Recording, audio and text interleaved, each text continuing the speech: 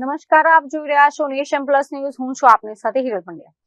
વડોદરાના Hindu blood bank દ્વારા આફ્રિકાના કેન્યા દેશની સિયાયા કાઉન્ટીને અત્યંત આધુનિક રેફ્રિજરેટેડ સેન્ટ્રીફ્યુઝ મશીનનું દાન કરવામાં આવ્યું છે. ભારત અને કેન્યા વચ્ચેના સંબંધોમાં આ એક નવું અને ઐતિહાસિક સોપાન સાબિત થશે. વસુધૈવ કુટુંબકમ એટલે કે સમગ્ર વિશ્વ એક પરિવાર છે. પ્રધાનમંત્રી નરેન્દ્ર મોદીની આ લાગણીને વડોદરાની હિન્દુ બ્લડ બેંકે સાચા અર્થમાં સાર્થક કરી છે. હિન્દુ બ્લડ બેંક અને કેન્યાના આરોગ્ય વિભાગ તેમજ કેન્યા બ્લડ ટ્રાન્સફ્યુઝન કાઉન્સિલિંગ વચ્ચે થયેલા કરારના ભાગરૂપે સિયાયા કાઉન્ટીને અત્યંત આધુનિક રેફ્રિજરેટેડ સેન્ટ્રીફ્યુઝ મશીનનું દાન કરવામાં આવ્યું છે. વડોદરામાં આયોજિત એક ગૌરવશાળી કાર્યક્રમમાં વડોદરા શહેર ભાજપ અધ્યક્ષ ડોક્ટર જયપ્રકાશ સોની, ગુજરાત વિધાનસભાના મુખ્ય દંડક બાલુભાઈ શુક્લ અને વડોદરા શહેર ભાજપના પૂર્વ અધ્યક્ષ ડોક્ટર વિજય શાહની વિશેષ ઉપસ્થિતિમાં આ ડોનેશનની પ્રક્રિયા પૂર્ણ કરવામાં આવી હતી. આ ભગીરથ કાર્યમાં મૂળ ગુજરાતી એવા મનુ ચંદેરિયાના ચંદેરિયા ફાઉન્ડેશનનો પણ મહત્વનો સહયોગ રહ્યો છે. વડોદરા શહેરની હિન્દુ બ્લડ બેંક દ્વારા આજે કેન્યા ખાતેની સિયાયા કાઉન્ટીમાં રેફ્રિજરેટેડ સેન્ટ્રીફ્યુઝનું ડોનેશન કરી અને વસુંધૈવ કુટુંબકમની માનનીય મોદી સાહેબની જે લાગણી છે એને સાર્થક કરવાનું કામ આપણે કરી રહ્યા છે. કાર્યક્રમમાં માનનીય શ્રી જયપ્રકાશભાઈ સોની, ભારતીય જનતા પાર્ટીના વડોદરા મહાનગરના અધ્યક્ષ, અને બાળુભાઈ શુક્લ, મુખ્ય દંડક, એ લોકો પણ આજે ઉપસ્થિત છે. આવનારા સમયમાં કેન્યાની દરેકે દરેક બ્લડ બેંક ખાતે રેફ્રિજરેટેડ સેન્ટ્રીફ્યુઝની વ્યવસ્થા થાય, વધુને વધુ લોકો ત્યાં સ્વૈચ્છિક રક્તદાન કરે તે પ્રકારનું આયોજન થાય અને સોફ્ટવેરના માધ્યમથી ત્યાં લોહીની કોઈને પણ અછત ન પડે એ પ્રકારનું આયોજન કરવા જઈ રહ્યા છે. ત્યારે આજનો આ દિવસ એ વડોદરા શહેર માટે ગૌરવનો દિવસ છે અને સિયાયા કાઉન્ટીના માધ્યમથી કેન્યા સાથે પહેલી વખત વડોદરાનું, ગુજરાતનું અને ભારતનું એક સંબંધનું જોડાણ થયું છે. તેના માટે આ હિન્દુ બ્લડ બેંક, એના ટ્રસ્ટીશ્રી અને સૌ કોઈ દાતાઓનો હૃદયપૂર્વક આભાર વ્યક્ત કરું છું.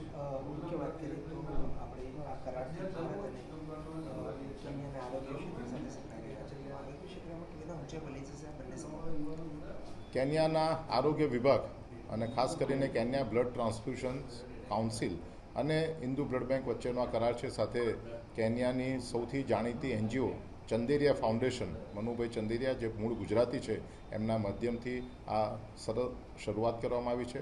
આજે બ્લડ બેંકના સાધનોની જરૂરિયાત ત્યાં પૂરી કરવાનો પ્રયત્ન કરી રહ્યા છે.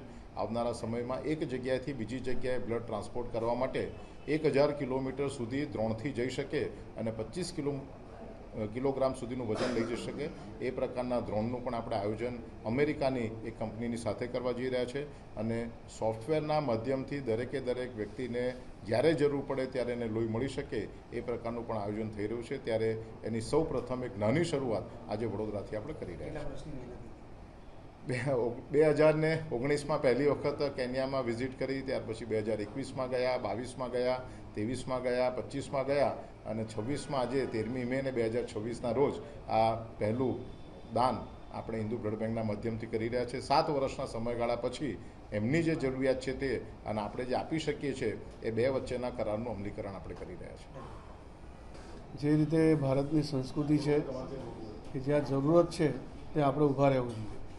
એમાં પણ નર સેવા નારાયણ સેવા, મનુષ્ય સેવા ઉત્તમ સેવા, એ સૂત્રને સાર્થક કરતાં આજે હિન્દુ બ્લડ બેંક દ્વારા કેન્યાની અંદર જ્યાં જરૂર છે ત્યાં રેફ્રિજરેટેડ સેન્ટ્રીફ્યુઝ, જ્યાં બ્લડને અલગ અલગ માધ્યમોથી જે રીતની જરૂરિયાત છે એ પ્રમાણે બ્લડમાં સેપરેશન થઈ શકે અને ત્યાંના દર્દીઓની જરૂરિયાત પૂરી પાડી શકાય એવા પ્રકારનું એક મશીનનું ડોનેશન થઈ રહ્યું છે.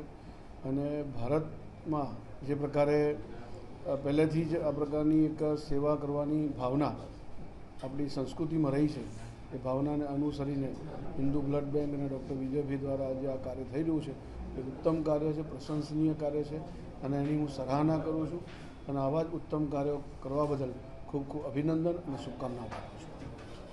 કેમેરામેન નવનીત પરમાર સાથે Chirag Patel, nation plus news, Vadodara. સમાચારોના સતત અપડેટ મેળવવા માટે અમારી નેશન પ્લસ ન્યૂઝની યુટ્યુબ ચેનલને સબસ્ક્રાઇબ કરો, બેલ આઇકન દબાવો અને જોડાયેલા રહો ફેસબુક, ઇન્સ્ટાગ્રામ અને ટ્વિટર પર.